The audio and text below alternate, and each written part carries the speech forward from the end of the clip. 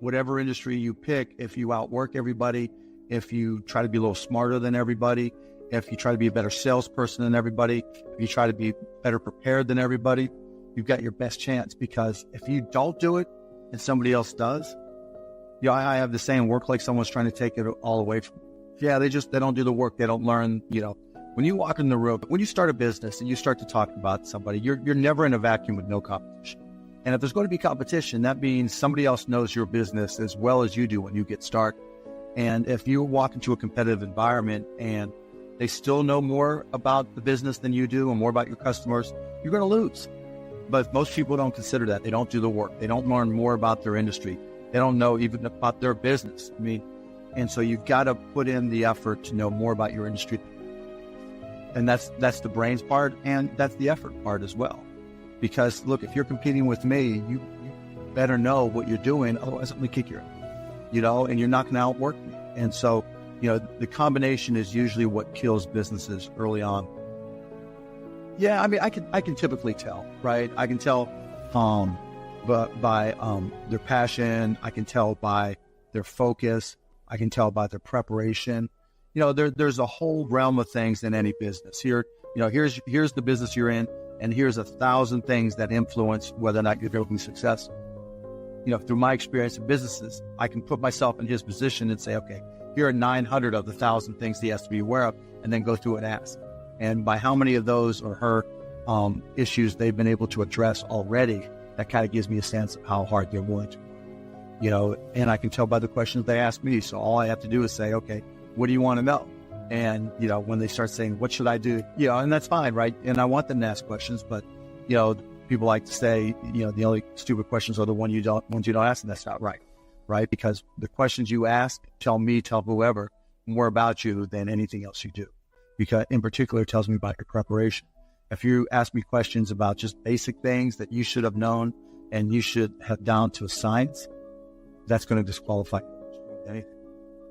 If you're not always learning, to this minute, if I'm not continuously learning, if I'm not just absorbing as much as I can absorb, someone else is going to kick my ass, right? So you talk about paranoia. The greatest source of your paranoia should be knowledge. If someone else knows more than you do, and if you're not learning, if you don't know how to learn, if you don't have a thirst for learning and acquiring information, you're SOL. For every one of my businesses, I said, what would I do to kick my own ass? You're right. So whatever business you have, there's somebody trying to put you out of business. There's somebody trying to take a bite out of your business. And it's better for you to figure out how they're going to do it rather than they do it. And so, that's being paranoid. And so you have to be paranoid. You have to anticipate other people's next moves. And you can't ever, downplay the competition. I was at a business plan competition this morning at a college, and they were kind of being dismissive of the competition. And so you can't ever do that. They're out there trying to take you down, and they're not just going to sit still. And if you're good, really, really good, you're going to inspire them to work even harder, faster, better. And so you have to be, very self-aware of what you're good at and what other people are good at. And, a healthy dose of paranoia makes a big difference. Is very helpful. If you're going to have and run a business, if you don't understand accounting, you're already behind the eight ball. Your accountant might tell you you're profitable, but your cash is going down.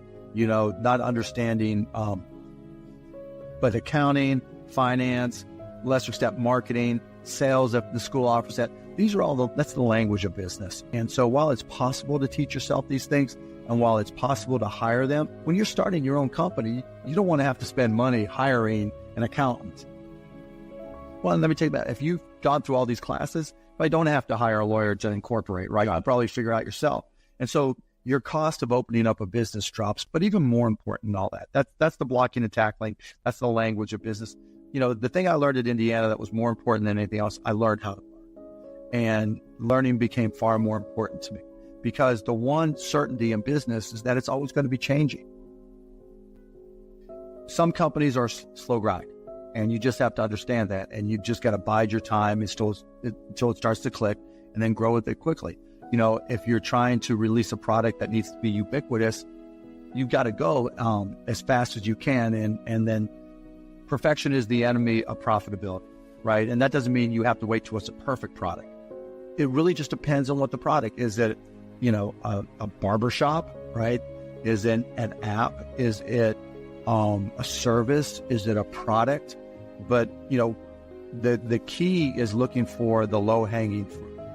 What customers are willing to write you a check or commit to it, so that they're willing to integrate it into their daily lives or integrate it into their daily business.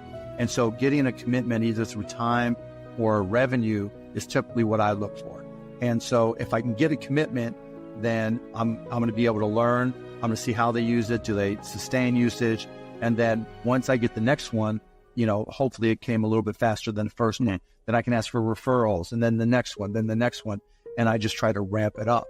When I bought the Mavs, we had no season ticket holder base. And so literally it was a matter of just putting a list of former season ticket holders in a white pages back then, on my desk next to my phone and making phone calls. Yeah, because if I'm not going to do it, how can I expect someone else to do it, right? But still, I don't want anybody at the Mavs to be able to say, well, he's not willing to do the work, right? There's, if I walk around, I'm picking up all the papers. I'm not saying go get that picked up. I'm like, okay, that's trash. I'm picking it up. But in terms of speed of growth, it's really, you got to get that first customer first. And then when you get that first, what did you learn? Reiterate, get that next customer. And then hopefully as you learn more and more through the process, then the next one comes by faster. I alluded to it earlier about entrepreneurs being born or built, and I think I knew I was wired to be excited about business. How or why, I don't know. But, and there's certain guys that have the genetics to jump out at the gym, right? There's certain guys, that, when they golf, they have the muscle memory and the discipline. Dirk Nowitzki may not be the most talented guy in the NBA, but his discipline and his focus to do what's necessary to be successful, he's willing to do, and combine it with being 7 feet tall and being skilled, it makes him an amazing basketball player. So it's understanding what your skill set is, finding the right place to use those skills, and then going. Will that make you $250,000? It depends if you pick the right industry. I started my first business when I was 12. I was buying and selling baseball cards, buying and selling stamps. Anything I could do to make money, I was hustling and trying to do. So I was into business, but I not so much where it was all my friends were into it with me, so they wouldn't know. And so I would, probably even less than 12 years old, I would go out, buy a bunch of baseball cards that I collected, and I would say, okay, you're guaranteed to have a Pittsburgh Pirate in this package. I would charge 3 times as much, and I'd set up on this park bench down in the park down in Scott Township where I grew up. And I'd have these little sales, and it was great. I made money, and it was, and I learned as much about business when I was 9, 10, and 12 as I learned at any other time.